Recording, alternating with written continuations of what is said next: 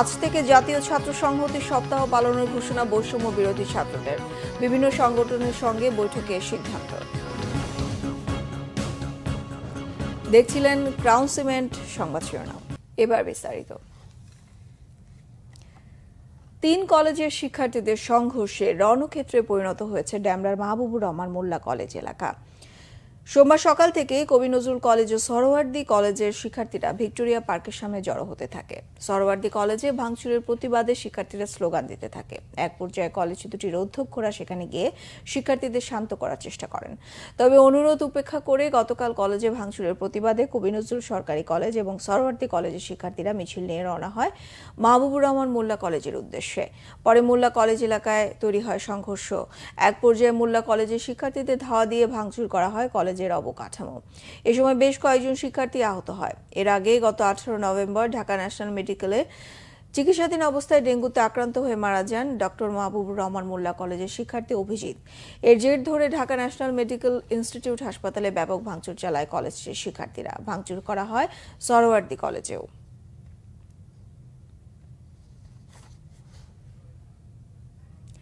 শিক্ষা প্রতিষ্ঠানে হামলা ভাঙচুর আর সহ্য করা হবে না, জানিয়েছেন যুব ক্রীড়া উপদেষ্টা আসিফ মাহমুদ।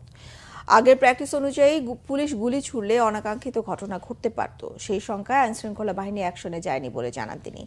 এদিকে তথ্য সম্প্রচার উপদেষ্টা নাহিদ ইসলাম বলেছেন, শিক্ষার্থীদের সংঘর্ষ নিয়ন্ত্রণে পুলিশের দুর্বলতা ছিল। একদিনে এত ঘটনা কাকতালীয় নয়। এর পেছনে আগের ফ্যাসিস্ট সরকারের ষড়যন্ত্র আছে বলে অভিযোগ তার। তাইমুর রশিদের রিপোর্ট। ৩ কলেজের শিক্ষার্থীদের হামলা পাল্টা হামলা, শিক্ষার্থী আহতের ঘটনায় সোমবার দিনভর থমথমে পরিস্থিতি ছিল রাজধানীর ডেমরা ও যাত্রাবাড়ীতে। এদিকে ঋণ দেয়ার প্রলোভনে দেশের বিভিন্ন প্রান্ত থেকে মানুষকে ঢাকার শাহবাগে এনে সমাবেশের নামে বিশৃঙ্খলা তৈরির চেষ্টার অভিযোগও রয়েছে। আজকে অনেক ঘটনাবহুল একটা দিন কেটেছে। এমন পরিস্থিতিতে সন্ধ্যায় ফরেন সার্ভিস একাডেমিতে ব্রিফিংয়ে দিনটিকে ঘটনাবহুল বলে উল্লেখ করেন সরকারের প্রভাবশালী 2 উপদেষ্টা। আসিফ মাহমুদ, সজীব ভুইয়া জানান, শিক্ষার্থীদের মধ্যে সংঘর্ষের ঘটনায় নিহতের কোনো তথ্য সরকারের কাছে নেই।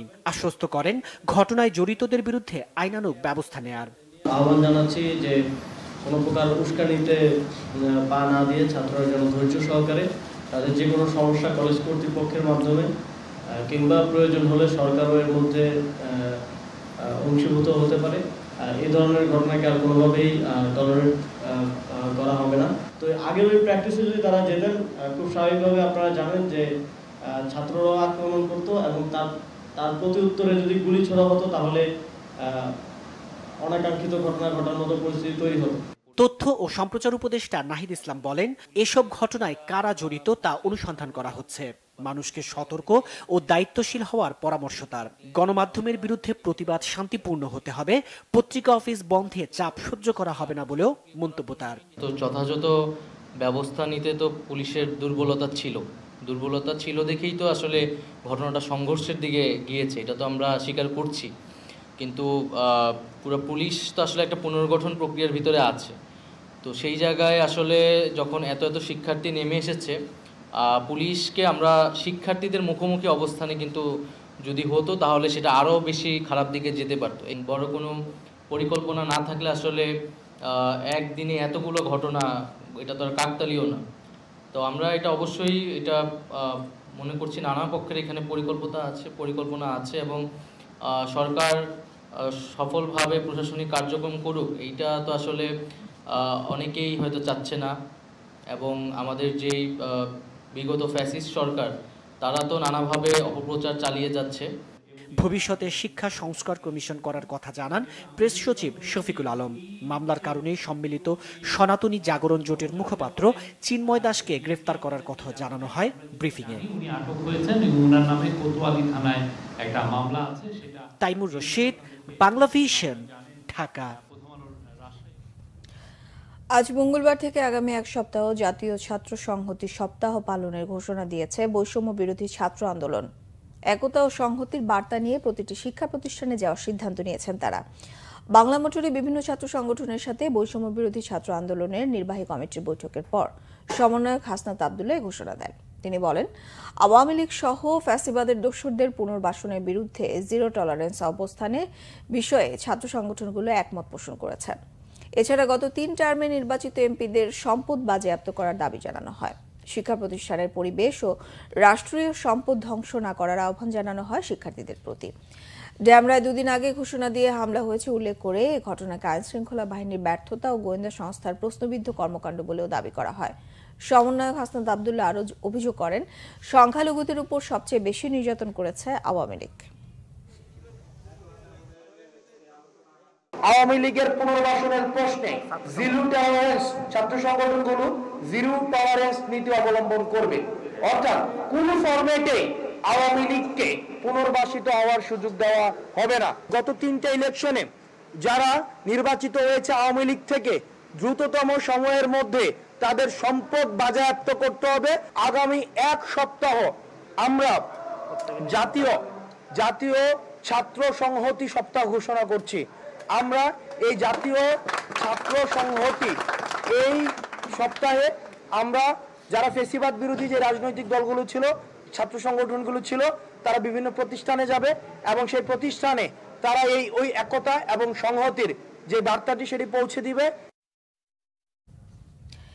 বাংলাদেশে গ্রেফতার বাংলাদেশ সম্মিলিত সনাতনী জাগরণ জোটের নেতা চিন্ময় কৃষ্ণ দাসকে ইসকন নেতা উল্লেখ করে তার মুক্তির দাবি করেছে পশ্চিমবঙ্গ বিজেপি।